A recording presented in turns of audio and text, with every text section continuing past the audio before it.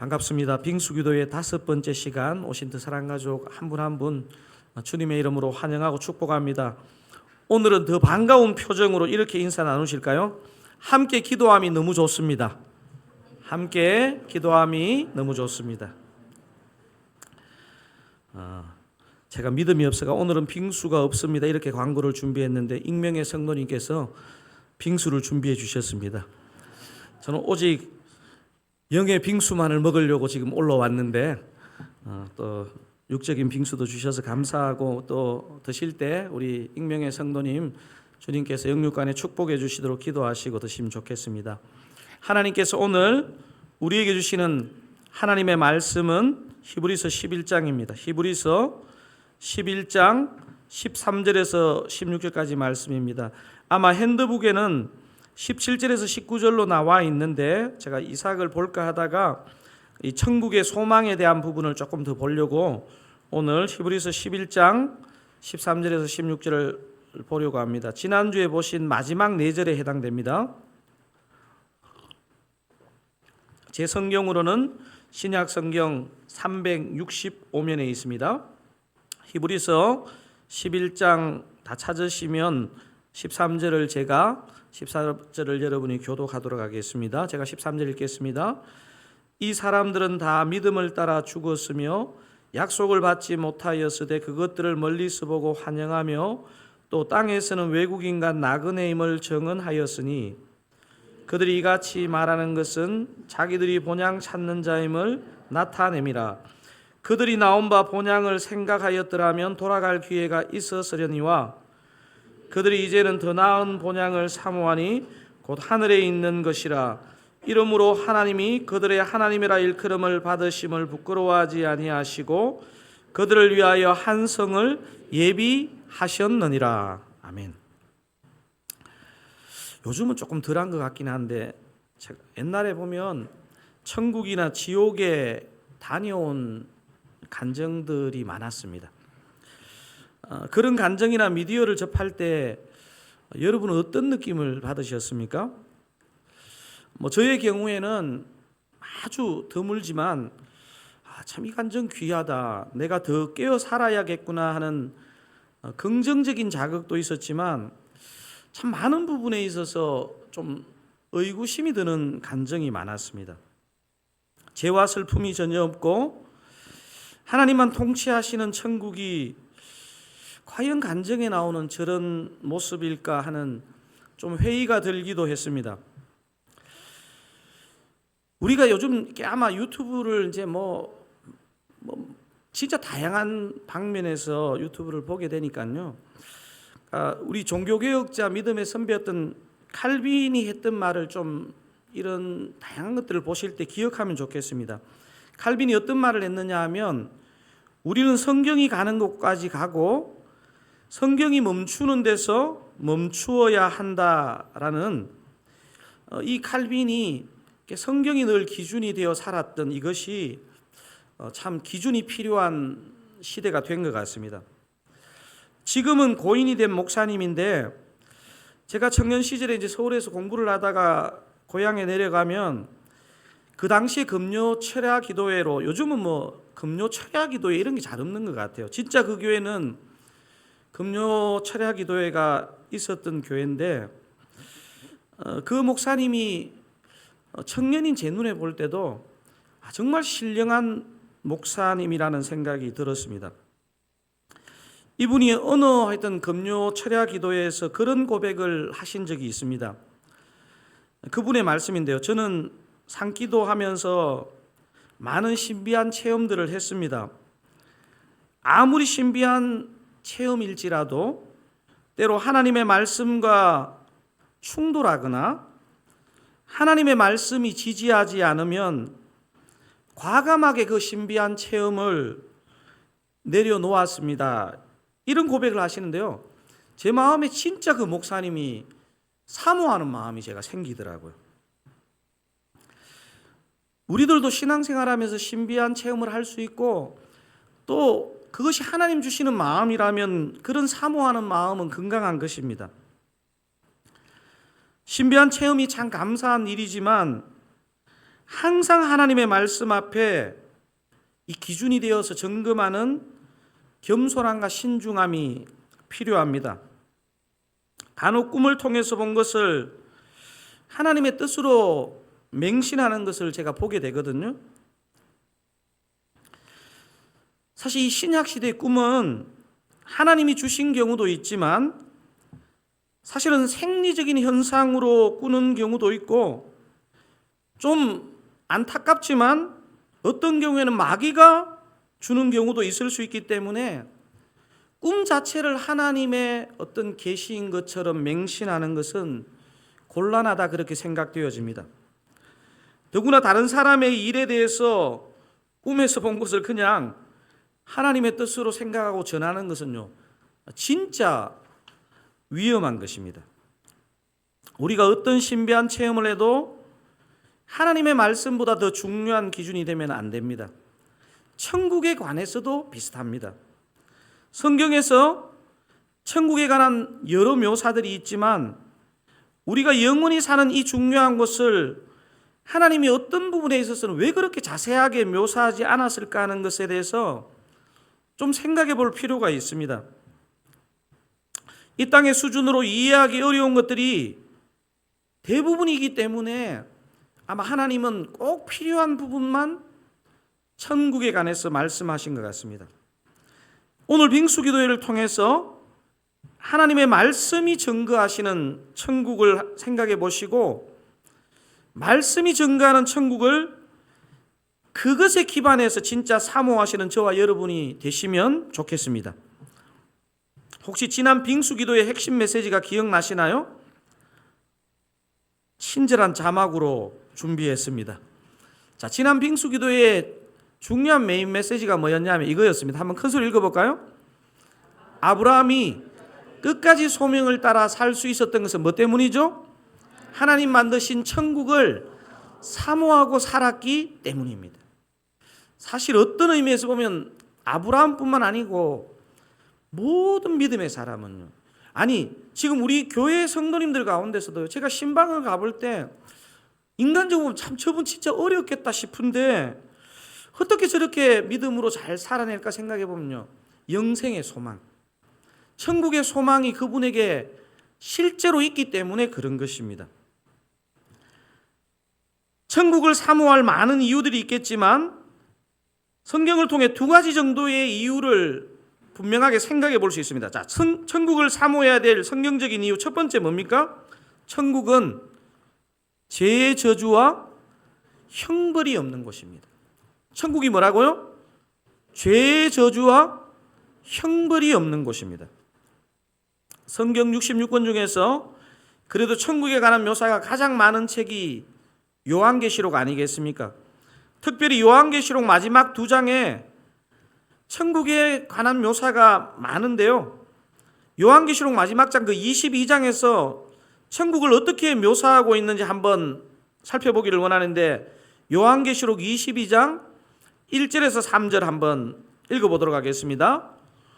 또 그가 수정같이 맑은 생명수의 강을 내게 보이니 하나님과 및 어린 양의 보좌로부터 나와서 길 가운데로 흐르더라. 강 좌우에 생명나무가 있어 12가지 열매를 맺되 달마다 그 열매를 맺고 그 나무 잎사귀들은 만국을 치료하기 위하여 있더라. 자, 3절은 큰 소리로 한번 읽어보겠습니다. 다시 저주가 없으며 하나님과 그 어린 양의 보좌가 그 가운데 있으리니 그의 종들이 그를 섬기며. 지금 방금 읽었던 그 22장 3절이 뭐라고 천국을 말합니까? 뭐가 없다고요?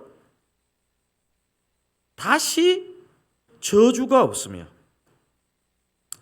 다시 저주가 없는 상태에 대해서 요 지금 본문에 한 장 앞인 요한계시록 21장 4절이 이렇게 묘사하고 있습니다. 그것도 한번 읽어보겠습니다. 모든 눈물을 그 눈에서 닦아주시니 다시는 사망이 없고 애통하는 것이나 곡하는 것이나 아픈 것이 다시 있지 아니하리니 처음 것들이 다 지나갔음이러라. 천국을 왜 사모해야 한다고요? 다시 저주가 없으며 사망과 애통과 곡하는 것과 아픈 것이 다시 있지 않기 때문이라는 것입니다. 이 땅은 아무리 평안하고 좋아 보여도 이 부분이 계속 우리의 곁을 맴돌고 있습니다. 예수 안 믿는 사람이 예수 믿는데 제일 걸리는 문제가 뭐냐면요, 당신이 죄인이라는 이 부분에 대한 접근을 할 때 마음이 탁 불편해집니다. 자신이 남에게 그렇게 비판받을 정도로 살아오지 않았는데 대뜸 죄인이라고 하니까 기분이 안 좋은 것입니다. 예수 안 믿는 사람뿐 아니라 예수를 잘 믿는 우리도 이 죄의 저주가 굉장히 피상적으로 여겨지는 경우가 많습니다. 제 기억에 이 죄에 관한 설교 중에서 저에게 굉장히 강한 설교 중에 한 설교가 있는데요. 그 목사님이 죄에 관한 설교를 하는데 이런 표현을 하더라고요. 여러분, 사람이 암 때문에 죽는 것 같죠? 사람이 병이나 사고 때문에 죽는 것 같죠? 사람이 죄 때문에 죽습니다. 제가 이 말씀 있잖아요. 너무 실제적으로 와닿는 거예요. 사람이 죽는 것은 표면적으로 보면 암 때문에 죽는 것 같고 병이나 사고로 죽는 것 같지만요, 사람의 죽음의 본질적인 원인은 죄 때문이고 죄의 저주 때문에 죽는 것입니다. 그래서 바울이 로마서 6장 23절에서 이렇게 증언하지 않았습니까? 여러분, 로마서 6장 23절 아시죠? 죄의 삭은 사망이요 하나님의 은사는 그리스도 예수 우리 주 안에 있는 영생이니라. 여러분, 이 땅에 아무리 살만하여도 이 땅은 죄의 저주가 항상 남아있는 곳입니다. 죄의 저주 중에서 가장 큰 저주는 죽음입니다. 죽음. 심지어는 우리 예수 믿는 사람도 죽지 않습니까? 우리가 왜 천국을 사모하며 살아야 하느냐? 천국이라야 이 죽음, 이 죄의 저주가 없기 때문입니다. 다시 한번 요한계시록 21장 4절을 한번 읽어보실까요? 모든 눈물을 그 눈에서 닦아주시니 다시는 사망이 없고 애통하는 것이나 곡하는 것이나 아픈 것이 다시 있지 아니하리니 처음 것들이 다 지나갔음이러라.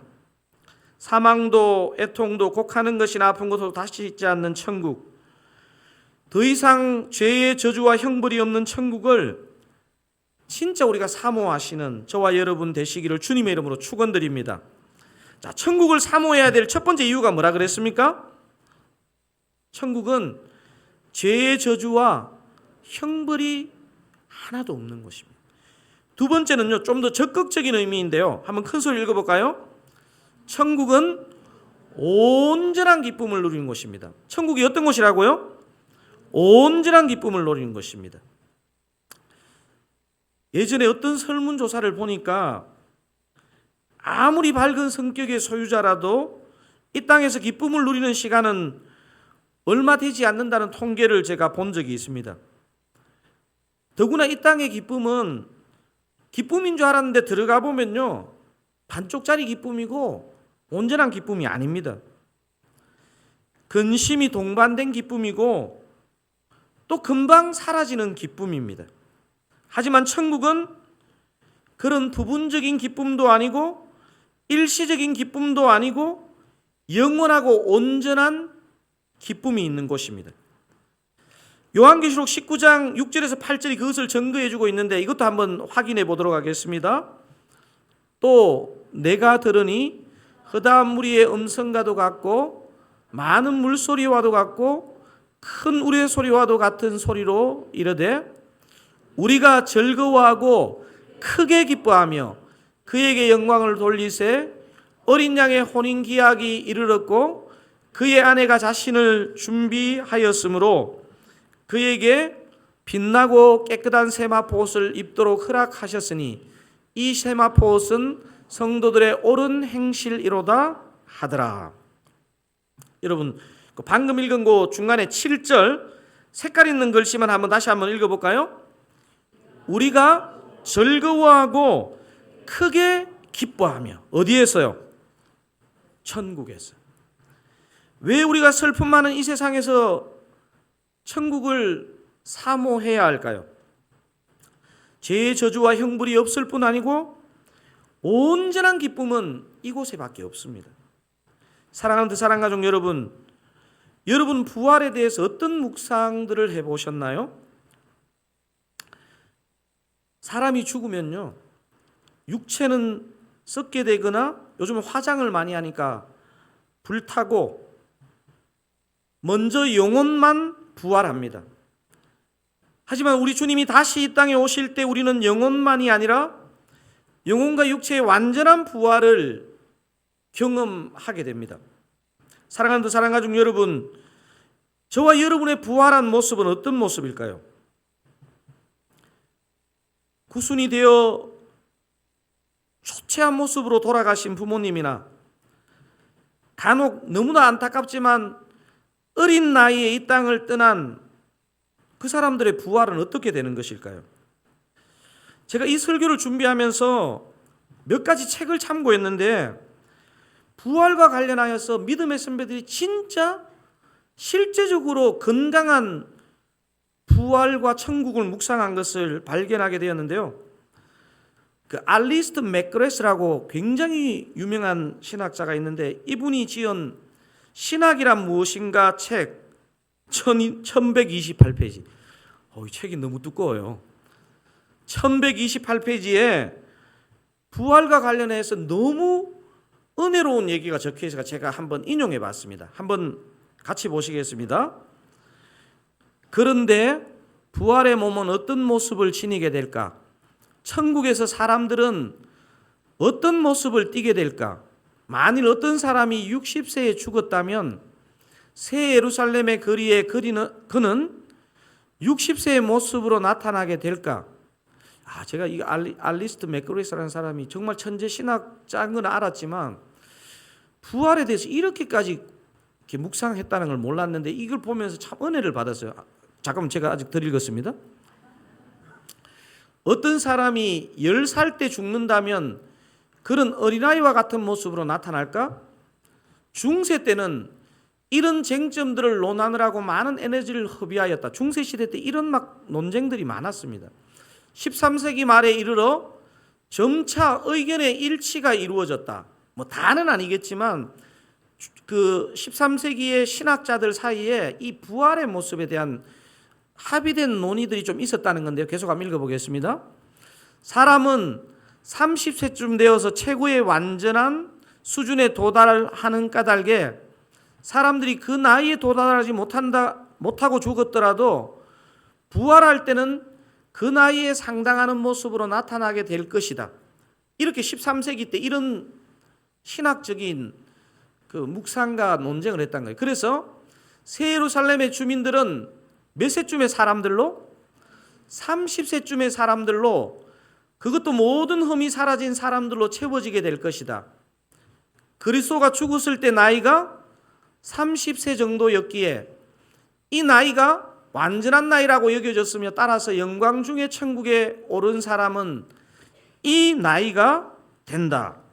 알리스트 맥그레스 신학이란 무엇인가 1128페이지. 평생 성경을 묵상하고 천국을 생각한 대가의 인사이트답다는 생각이 들었습니다. 굳이 제가 이렇게 탁월한 신학자의 의견에 사족을 달 만한 자격은 없지만 사족을 하나 달자면 알리스트 맥그레스는 부활한 모습이 이 땅에서 30세 나이쯤의 모습으로 나타날 것이라고 했는데 저는 20세 정도 혹은 이 땅에서 가장 괜찮은 모습보다 더 괜찮은 모습으로 나타나지 않을까 그렇게 예상해 봅니다. 제가 청년부 사회 갈 때 한 청년부 리더가 제가 부활에 대한 부분을 강의를 한 적이 있는데 아주 진지하게 듣고 있던 한 그 형제가 이런 질문을 했습니다. 목사님, 이 땅에서 숏다리였던 사람은 천국에 가면 롱다리로 살 수 있나요?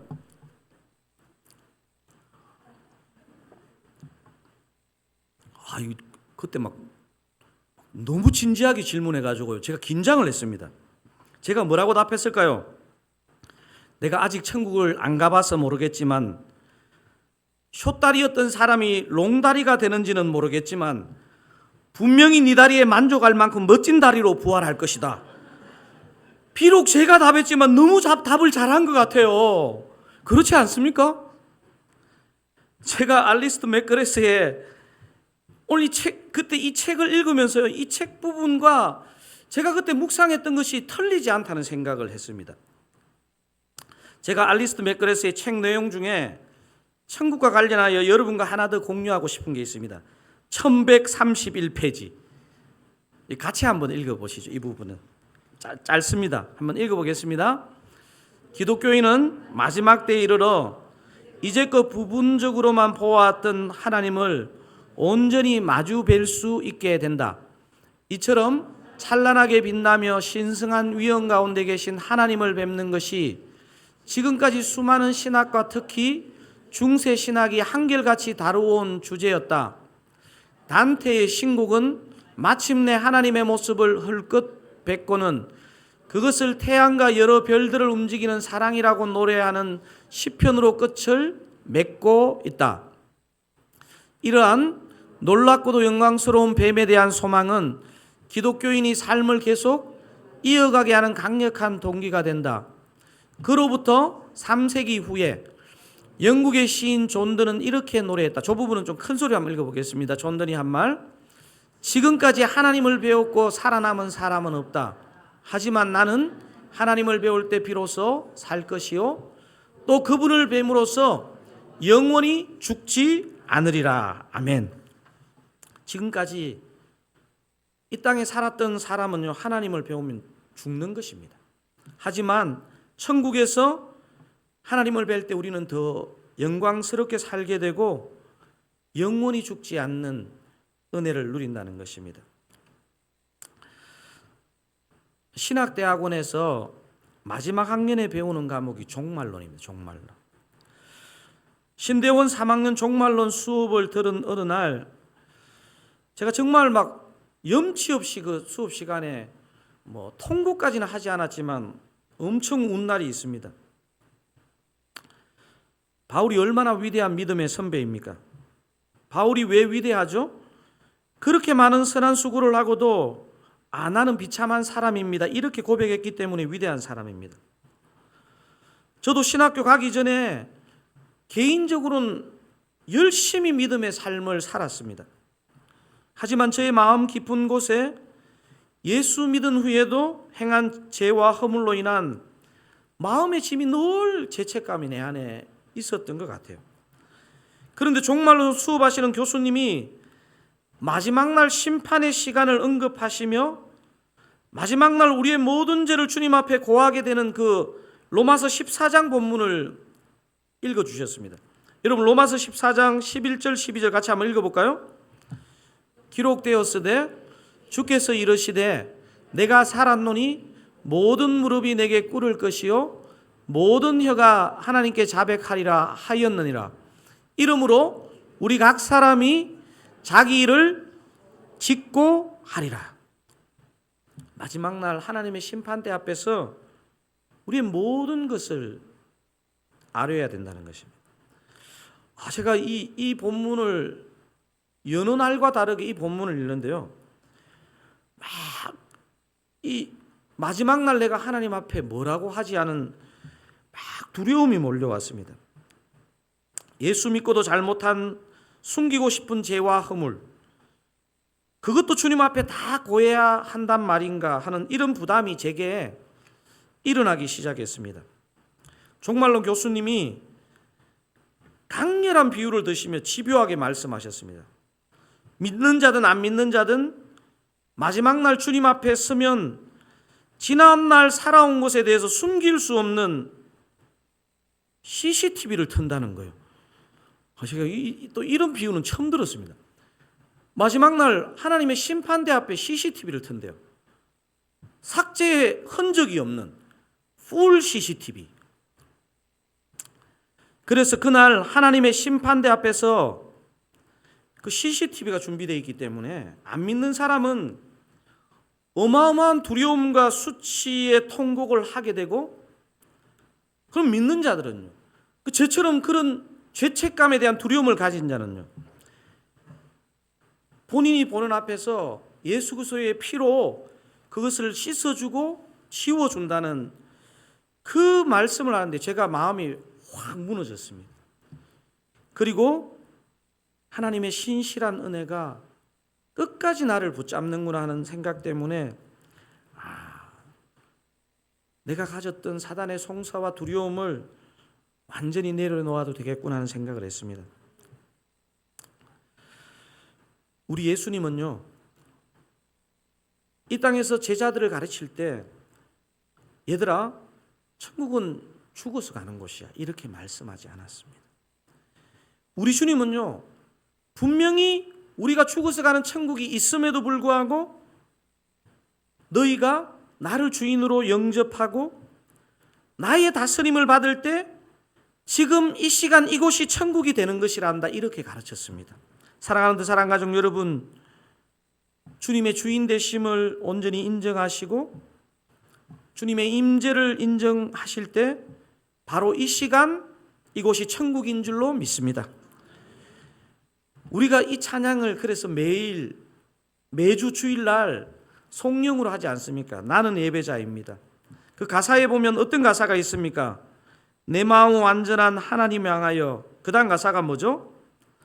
이곳에서 바로 이 시간 하나님을 예배합니다.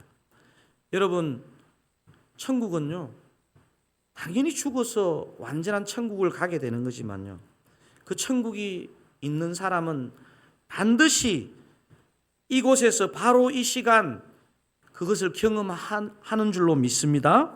우리 찬양 부르기를 원하는데요, 나는 하나님을 예배하는 예배자입니다 찬양하시면서 우리가